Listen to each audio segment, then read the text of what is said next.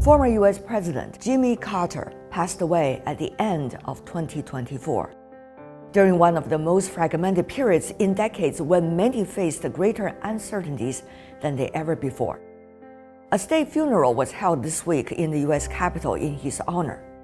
He might have been a controversial figure as a U.S. president during his time in the White House, but some of the actions he took, both then and later in life, have laid the foundation for significant causes today and benefit countless ordinary lives.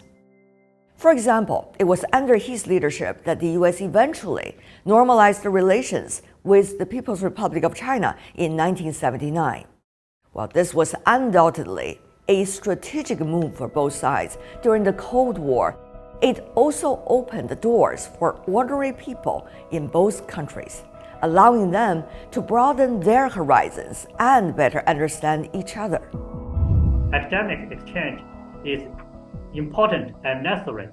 And also I believe this is good for both countries because through people-to-people exchanges, you improve the mutual understanding between two sides. In the winter of 1989, I was asked to be an extra at a film at Beijing Film Studio. Little did I know that I would end up spending much time over the years in my career at Beijing Film Studio. As a person in the middle, as a person I consider myself a bridge builder, trying to bring both sides together. Both Wu and Nickerson were among the millions in China and the U.S. who gained a broader vision of the world and a better understanding of each other thanks to the normalization of relations between the two countries. As more young people visited each other's countries, President Carter's famous 3 a.m. phone call story went viral.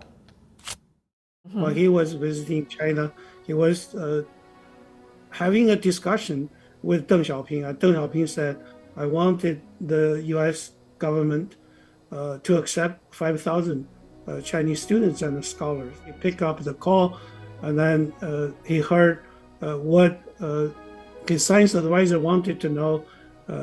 In his own words, he said, ask him to send 10,000 students, and he hung up the phone. Despite its earlier achievements, the bilateral relations between China and the U.S. have faced increasing challenges over the past decade. In fact, it was exactly 10 years ago, in 2014, when President Carter made his last visit to China. I had the honor of conducting his final TV interview during that trip.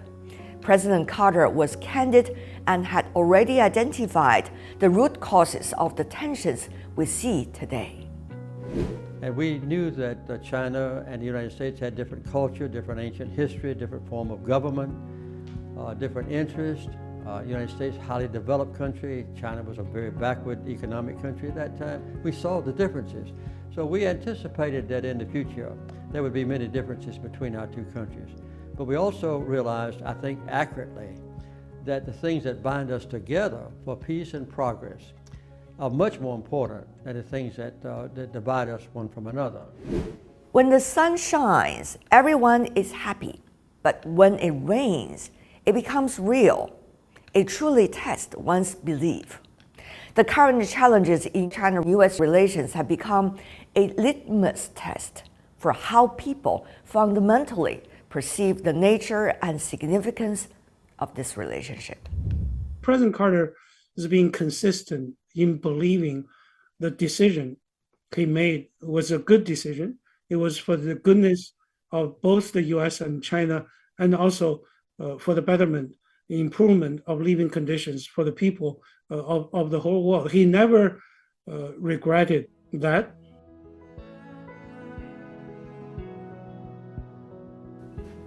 As they say, our greatest glory is not in never falling, but in rising every time we fall.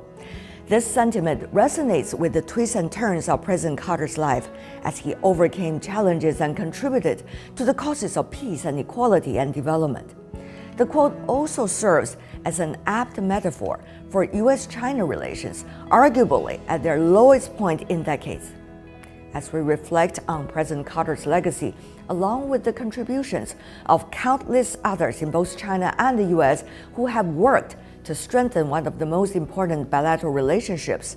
The responsibility now falls on us to find a way forward.